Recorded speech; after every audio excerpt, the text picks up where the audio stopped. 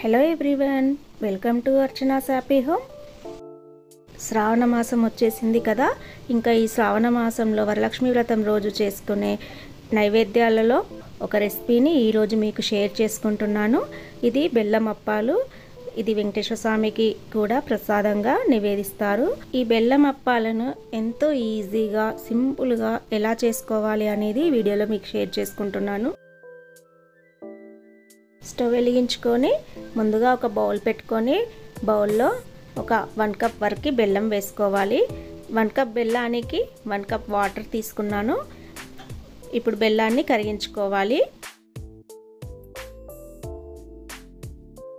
ఇలా బెల్లం కరిగిన తర్వాత ఇందులోనే 1/2 కప్ వరకు సూజీ రవ్వ తీసుకున్నాను. సూజీ రవ్వ బదులు బియ్య పిండిని కూడా తీసుకోవచ్చు. అలాగే ఒక 1/2 కప్ వరకు గోధుమ పిండి తీసుకున్నాను. ఇది రవ్వ బెల్లం అప్పాలు. అలాగే బియ్య పిండితో కూడా బెల్లం అప్పాలు చేస్తారు. ఇప్పుడు ఇవి రెండింటిని మంచిగా బెల్లం వాటర్లో మంచిగా మిక్స్ చేసుకోవాలి.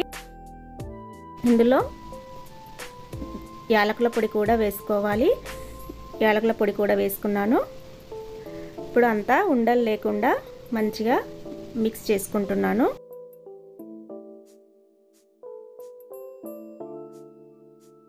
ఇలా అంతా కలుపుకున్న తర్వాత ఈ ముద్దను చల్లారబెట్టుకోవాలి. ఇలా చల్లారిన తర్వాత ఒక ప్లేట్లోకి ఈ మిశ్రమాన్ని తీసుకొని మంచిగా ఉండలు లేకుండా కలుపుకోవాలి.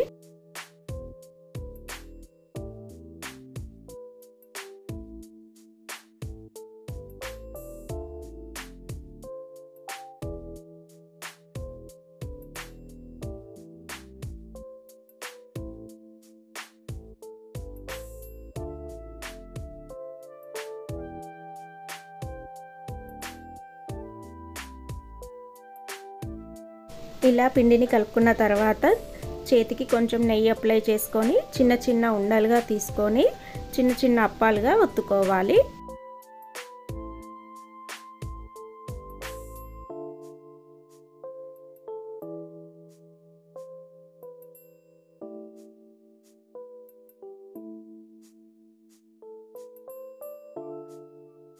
మరీ మందంగా కాకుండా మరీ పలచగా కాకుండా మీడియం సైజులో మనము అప్పాలను ఒత్తుకొని పెట్టుకోవాలి.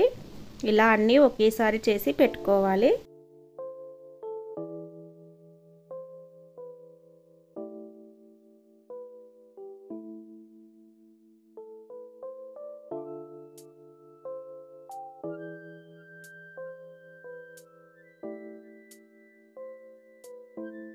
ఇప్పుడు అన్నీ తయారైపోయాయి. ఇప్పుడు వీటిని డీప్ ఫ్రై చేసుకోవాలి.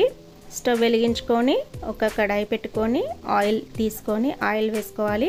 ఆయిల్ హీట్ అయిన తర్వాత సిమ్లో పెట్టుకొని స్టవ్ని అప్పాలను ఒక్కొక్కటిగా మెల్లిగా వేసుకోవాలి.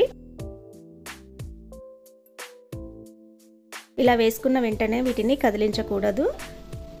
ఒక 2 నిమిషాల పాటు మంచిగా అప్పాలు నూనెలో కాలిన తర్వాత ఇలా టర్న్ చేసుకుంటూ కాల్చుకోవాలి.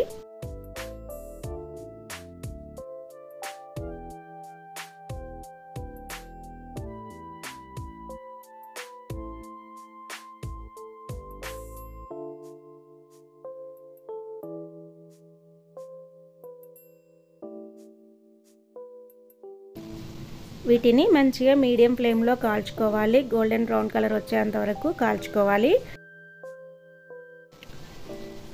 ఇప్పుడు అప్పాలు ఫ్రై అయిపోయాయి. వీటిని ఒక సరాతంతో ఇలా జల్లిగంటతో తీసుకొని మెల్లిగా ఆయిల్ని వీడియోలో చూపెట్టిన విధంగా ప్రెస్ చేసుకొని ప్లేట్లోకి సర్వ్ చేసుకుంటే రవ్వ బూరెలు లేదా రవ్వ బెల్లం అప్పాలు రెడీ అయిపోయాయి. ఈ విధంగా చాలా సింపుల్గా వంట రాని వాళ్ళు కూడా ఈజీగా చేసుకోవచ్చు.